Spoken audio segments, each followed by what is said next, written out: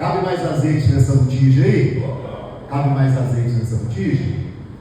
Então abra sua Bíblia em Gênesis capítulo 5, verso de número 26 e 27. Quem achou, diga amém. Está escrito assim: Matusalém viveu 187 anos e gerou Lameque. Depois que gerou Lameque, viveu Matusalém 782 anos e teve filhos e filhas. Todos os dias de Matusalém foram 969 anos e morreu. Diga misericórdia. Assente-se no seu lugar, olhe para mim, preste atenção. Nós já vamos formar a corrente das 7 orações e nós já vamos formar mais um elo da poderosa corrente do fogo, onde nós estamos orando pelos nossos filhos, pelos nossos netos, pelas nossas crianças, pela nossa descendência, para que Deus possa abençoar a nossa descendência. E é necessário que nós saibamos que, se nós queremos abençoar a nossa descendência, nós precisamos nos importar, nos preocupar, deixar pesar sobre os nossos ombros a responsabilidade de deixar um legado para a nossa descendência. E aqui vale lembrar que legado é diferente de herança. Herança é aquilo que você deixa para a pessoa. Pastor, e legado? Legado é aquilo que você deixa na pessoa. É diferente. Herança é aquele patrimônio que você deixa para depois as pessoas ficarem aí, às vezes, muitas vezes, no além, que não aconteça com nenhum de nós aqui, degladiando, brigando por causa do patrimônio. Isso é herança. Agora, legado é aquilo que você deixa impregnado na vida da pessoa. São valores, são princípios, são mentalidades que você implantou na vida daquela pessoa e que aquilo não desce com você à sepultura. Infelizmente, meus irmãos, isso não aconteceu com Matusalém. Matusalém foi o homem que mais viveu sobre a face da terra. 969 anos ele viveu. E você sabe o que a Bíblia Sagrada diz em todo o texto sagrado a respeito de Matusalém? E a respeito de Matusalém está escrito que ele viveu 969 anos. Ele gerou filhos, ele gerou filhas e morreu. E nada mais é falado sobre Matusalém. Você consegue encontrar na Bíblia pessoas que viveram muito menos do que Matusalém. Abraão, por exemplo, o grande patriarca Abraão, que trouxe a fé monoteísta, a fé a um único Deus, ao Deus que é conhecido hoje como Deus de Abraão, o Deus de Isaac, o Deus de Jacó. Abraão, ele viveu apenas 175 anos. E em 175 anos, Abraão deixou a marca na sua geração. Hoje nós somos considerados filhos de Abraão. Por quê? Porque ele começou tudo. Será que eu ouço um amém aí? Ele começou tudo. Você olha então para Moisés, Moisés, ele viveu 120 anos, conduziu o povo pelo deserto, tirou o povo do Egito, conduziu o povo pelo deserto, trouxe a Torá, trouxe a lei para o povo, foi usado por Deus no Monte Sinai, quantas vezes, para poder fazer juízo entre o povo. Apenas 120 anos Moisés viveu, e nestes 120 anos, ele marcou a sua história, ele deixou o seu legado, ele deixou, até hoje ele é lembrado, porque ele usou bem o tempo que ele teve aqui nessa terra. Você veja José, por exemplo, em 110 anos, José, ele tirou o Egito da miséria. Em 110 anos de vida que ele viveu, ele fez do Egito a maior potência mundial da época dele. José tirou a família dele da miséria, trouxe para o Egito, cuidou da família dele. Até hoje as pessoas falam de José, e é conhecido como Yosef HaTzadik, porque ele era um justo. Em 120 anos ele deixou um legado, valores de fé, de obediência, de respeito, de temor a Deus, de andar correto. Esse foi o legado de José. Olhe para a vida de Davi Hameler, o rei Davi. Até hoje, quando você chega lá em Jerusalém, lá no Monte Sião, você vai encontrar lá de dia e de noite pessoas ali lembrando das histórias de Davi. Lá no túmulo de Davi, as pessoas vão lá visitar o túmulo de Davi. Em 70 anos, escute, apenas 70 anos de vida que Davi teve, ele marcou a sua geração, ele deixou o seu legado. Mas eu quero encerrar essa breve lista que fiz dessas pessoas que viveram tão menos que Matusalém, mas deixaram tantos valores, princípios e legados para nós. Eu quero encerrar essa lista falando de Jesus. Jesus, ele viveu apenas 33 anos aqui no nosso meio, e em 33 anos, Jesus, ele dividiu o tempo em duas partes, antes dele e depois dele. Em 33 anos, Jesus, ele dividiu o tempo em dois. Hoje nós estamos aqui no ano de 2026, depois de Cristo, e ele fez isso em apenas 33 anos, meu irmão. Eu quero lembrar a você neste momento que Deus, ele conta conosco para poder deixar o nosso legado nessa terra. Deus, ele conta comigo e com você para deixarmos a nossa marca na nossa geração. Nós não saímos de lá dos céus, do mundo das almas, onde nós estávamos, para vir aqui nesta terra, se encarnar aqui nessa terra, interagir nesse plano material que nós estamos aqui, simplesmente para poder nascer, gerar filhos, filhas e depois morrer. Não, Deus tinha muito mais para mim e para você quando Ele pensou em te mandar para cá, quando Ele pensou em me mandar para cá.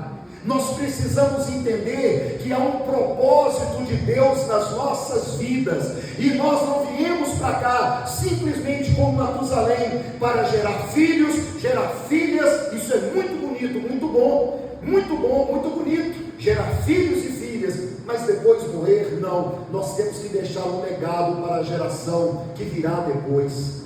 E aí você vai perguntar: pastor, como é que a gente faz isso? Começa a anotar aí, porque o apóstolo São Paulo, narrando a fala do Senhor Jesus na Santa Ceia, o apóstolo São Paulo, ele fala lá em 1 Coríntios 11, 23 em diante, ele fala assim: porque todas as vezes que vocês comerem deste pão e beberem deste cálice, anunciais a morte do Senhor até que Ele venha. Você quer deixar o seu legado? Então você precisa entender que é responsabilidade sua. Todos os meses, quando nós participamos da Santa Ceia, nós ouvimos esta fala: porque todas as vezes que comerdes deste pão e beberdes deste cálice, pesa sobre os nossos ombros uma responsabilidade. Qual é a responsabilidade? Anunciar a morte do Senhor até que Ele venha. E aqui eu tenho que parar e fazer uma pergunta a você. Nesse tempo que você se diz cristão, nesse tempo que você se diz crente, nesse tempo que você se diz fervoroso, devoto, nesse tempo que você se diz uma pessoa que crê em Deus, quantas vezes você esteve na beira do tanque batismal para batizar uma pessoa que você anunciou a morte do Senhor para ela? Quantas vezes você esteve aqui dentro do tanque batismal para ajudar a batizar uma pessoa, uma alma que você ganhou para Jesus? Ou você pensa que a sua vida vai ser como a de Matusalém? Não, eu estou aqui, eu entrei na igreja, aceitei Jesus, gerei filhos e filhas e morri, mas não tive nenhuma participação no reino de Deus. Você tem que entender que nós não fomos feitos para isso. Efésios, capítulo de número 2, verso 10, traz aqui o segundo ponto, a segunda maneira que nós podemos marcar a nossa geração, que nós podemos deixar o nosso legado. Efésios capítulo 2, verso 10 diz que nós fomos feitos para as boas obras. Nós fomos trazidos para cá, primeiro, para anunciar o nome de Deus, para anunciar o reino de Deus, e segundo, para poder interagir e ajudar os nossos irmãos. Por isso está escrito lá, Efésios capítulo 2, verso 10, porque para as boas obras fostes criado. E como que nós podemos deixar a nossa marca desse jeito? Sabe como? Quando uma pessoa te pede um copo com água na frente do teu filho, na frente do teu neto, e você vai lá e pega um copo com água e dá para aquela pessoa que te pediu.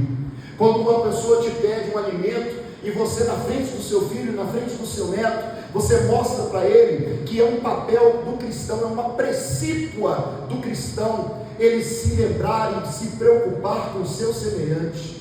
É através de pequenos atos que nós fazemos na frente das nossas crianças, pequenos atos que nós praticamos na frente das nossas famílias, quando alguém estende a mão e te pede, quando você para o seu carro, para que uma pessoa que tem uma necessidade especial atravesse a rua, é quando você dá um lugar para uma pessoa idosa no ônibus. Quantas e quantas vezes a gente vê dentro do ônibus, a pessoa está ali com o seu garoto, com a sua garota, o seu filho, o seu neto, talvez ali com 10, 12 anos, não, ele não precisa sentar, ele já não é criança mais, mas aí ele estaria sentado, você ocupando outra cadeira do lado dele, e chega um idoso, uma idosa, e aí, ao invés de você deixar o seu legado, ao invés de você deixar o exemplo, se levantar e dizer: senhora, por favor, se assente aqui. Ô menino, dá lugar para o outro senhor ali. Senhor, por favor, se assente aqui. Quantas e quantas vezes você estaria sentado com um jovem, estaria sentado com um adolescente, com uma criança,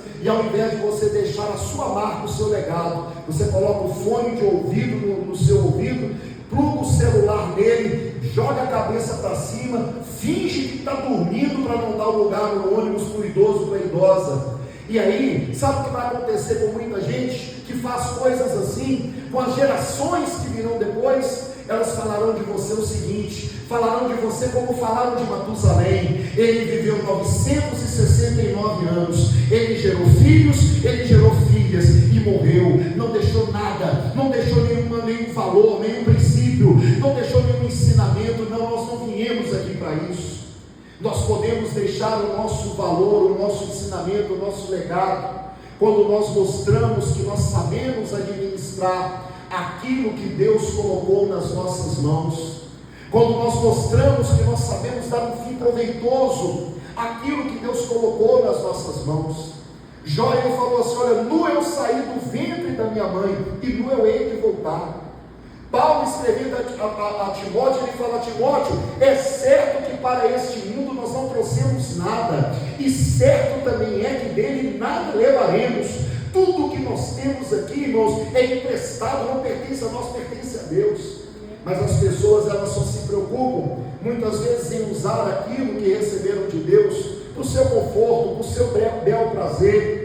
Se preocupem em usar aquilo que receberam das mãos de Deus para administrar aqui, apenas para o seu proveito próprio, mas não pensem em administrar bem aquelas coisas, de forma que ela possa alcançar de maneira positiva o reino de Deus, e de forma que ela possa também alcançar de maneira positiva um bem-estar ou uma melhoria na vida do seu semelhante, na vida dos nossos irmãos.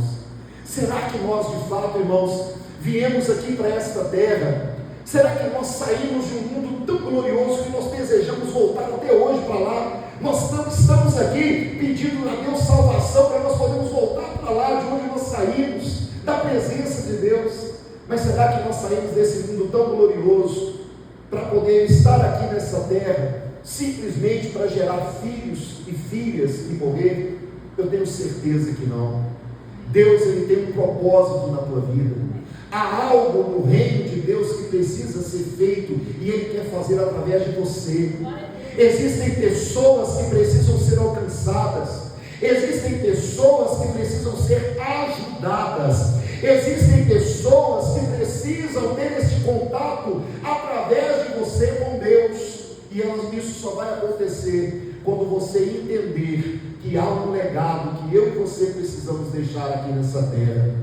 Eu me lembro de uma história de dois amigos argentinos, moravam na Argentina, trabalhavam na Argentina, trabalharam muito tempo, passaram por momentos difíceis, momentos também de melhorias, e um destes argentinos, ele se converteu, e ele então se tornou um servo de Deus, um pastor, e ele então foi enviado para uma obra aqui no Brasil.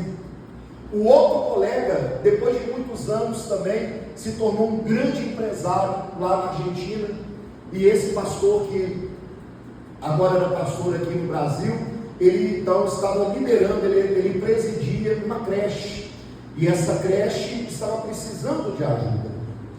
Então ele começou a procurar os pastores, os cristãos, os empresários que se diziam crentes aqui no Brasil, para ajudar a manter aquela creche, para que aquelas crianças tivessem comida, tivessem um banho quente no final do dia, tivessem brinquedos, tivessem educação, um atendimento médico. Ele começou a procurar recursos e infelizmente ele não conseguiu muitos recursos aqui no Brasil para poder ajudar a creche. Ele então se lembrou da sua origem lá na Argentina, e ele então resolveu pedir ajuda, pegou o voo, foi para a Argentina, chegou lá, começou a visitar os seus amigos, aqueles que eram cristãos, que se tinham se convertido também, mas não teve muito êxito na sua empreitada. Ele começou a visitar então os empresários, aqueles que se diziam crentes, e também não teve muito êxito, algumas ajudas assim, mas a verdade é que depois de um certo tempo lá na terrinha, ele não tinha conseguido sequer o dinheiro da passagem de volta. E ele então, conversando com o irmão falou para ele assim: olha pastor, eu quero dar ao senhor uma ideia. O que é?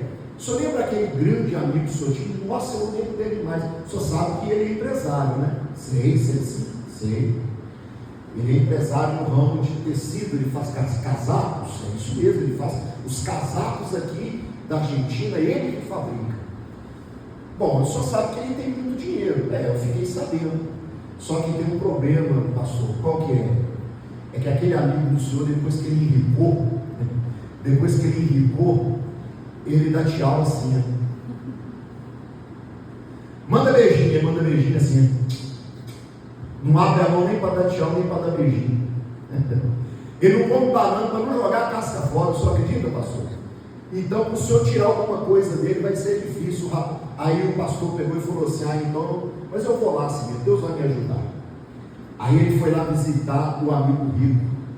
Chegou lá no amigo rico: amigo, tudo bem? Eu vim aqui visitar a cidade. Meu irmão, como é que você está? Como é que está a sua obra lá no Brasil? Está indo bem, tem uma creche. Mas como está a sua vida, família? Que saudade, irmão, dá um abraço aqui, que coisa boa. E depois de uma meia hora, 40 minutos de conversa, ele perguntou para o pastor: irmão, você veio fazer o que aqui na minha casa? Ele falou assim: não, eu vim cá só te ver. Eu vim cá só para saber como é que você está. Irmão, para com isso. Você saiu de lá do Brasil para vir ver como eu sou? Não, você não veio aqui só para isso. Não, para com isso. Estou falando com você, rapaz. Você é meu camarada, eu vim cá te ver como é que você está. Isso que eu estou aqui. Né? Tomou o chá, tomou o café, né? E celebraram o cafezinho da tarde. Olha, irmão, muito obrigado pelo chá, pela sua companhia. Gostei de te ver muito bem. Que Deus te abençoe. Estou indo. Quando ele chega na porta, o rico vai lá, segura a maçaneta e fala: não, para com isso, você não vai sair daqui enquanto você não me disser o que você veio fazer aqui na Argentina, principalmente aqui na minha casa. Eu quero que você me fale agora. Gente, eu já te falei, eu vim te ver. Não, me fala, o que você veio? Fala o que Deus mandou você falar comigo. Eu sei que tem uma palavra de Deus, é isso, né? Deus mandou você falar. Tá, você me pegou. Eu vou falar por que eu vim aqui. Está vendo esse casaco meu aqui? Esse casaco meu, ele perdeu 2 botões. E como eu sei que você tem uma fábrica de casaco, eu pensei assim: vai ver que ele pode trocar os 2 botões do meu casaco. Quem sabe? Será que você pode trocar os 2 botões do meu casaco? Ele olhou, o rico olhou para ele e falou assim: meu irmão, para de brincar comigo, rapaz. Você veio de lá do Brasil, gastou dinheiro com passagem de avião, passagem aérea, para vir aqui, para eu trocar 2 botões do seu casaco? Para com isso, fala a verdade. Por que você veio aqui? Você não saiu de lá do Brasil para vir aqui na Argentina só para trocar 2 botões do casaco? Me fala agora, senão não deixo você sair daqui. Qual que é a palavra de Deus para mim? Aí ele falou assim: bom, então já que você insiste, eu vou te falar. Da mesma forma que você acha que eu não saí de lá do Brasil para vir aqui na Argentina só para te visitar, da mesma forma que você acha que eu saí de lá do Brasil só para trocar 2 botões do casaco que se perderam, Deus, assim diz o Senhor, Ele não mandou você sair de lá de onde você estava na presença dEle, para mandar você aqui para essa terra só para você ser um dono de fábrica de casacos. Não, tem algo maior que você pode fazer, E isso é a proposta que eu vim fazer para você aqui agora. Tem uma creche cheia de crianças precisando da ajuda de alguém que tenha dinheiro. E se você já tem condições, Deus mandou te dizer: é isso que você veio fazer aqui. Eu te dei esse dinheiro que você tem, eu te dei esse emprego que você tem, eu te dei esse talento que você tem, eu dei a você esses ensinamentos, o conhecimento, a sabedoria que você tem. Isso não foi dado a você só para você gerar filhos e filhas e depois morrer. Você tem um legado para deixar aqui. O rico, quando ouviu aquilo, falou assim: olha, eu entendi agora, pode contar com a minha empresa, porque a partir de agora, 2 anos da sua creche eu vou bancar. Porque se Deus tem me abençoado, é para eu poder investir e deixar a minha marca, deixar o meu legado, deixar a minha marca na minha geração. Pode contar comigo, porque eu vou deixar a minha marca na minha geração. Lá na entrada da creche, agora tem a foto dele lá. Tem os mantenedores da creche, a foto dele está lá. A criançada passa lá, e quem são aquelas pessoas? Aquelas pessoas ali são as pessoas que ajudam financeiramente a creche, que colocam comida na mesa para essas crianças, que colocam roupa no guarda-roupa, que faz a água quente sair do chuveiro. São as pessoas que mantêm essa creche. São as pessoas que aquelas crianças daqui a 30, 40 anos vão falar delas. E eu quero perguntar a você nessa noite: o que as pessoas daqui a 30, 40 anos vão falar de você? Fique de pé no seu lugar, no nome de Jesus. O que as pessoas daqui a 30 ou 40 anos vão falar de você? Lá na sua família. O que as pessoas daqui a 30, 40 anos vão falar de você? Lá no seu meio profissional. O que as pessoas daqui a 30, 40 anos vão falar de você? Lá na sua comunidade. Não, meu irmão, você não pode ser como Matusalém, que viveu tanto tempo, mas não fez quase nada. Viveu tanto tempo, 969 anos, e a única coisa que se diz dele: ele gerou filhos, ele gerou filhas e morreu, e não fez mais nada. Mas eu e você temos a oportunidade de fazer coisas grandes. Amém. Deus está nos dando a oportunidade de fazer coisas grandes. E eu quero pedir a Deus que nos dê essa sabedoria para aproveitar o tempo que Deus nos deu para fazer coisas grandes. Amém. Segure nas suas mãos os seus pertences.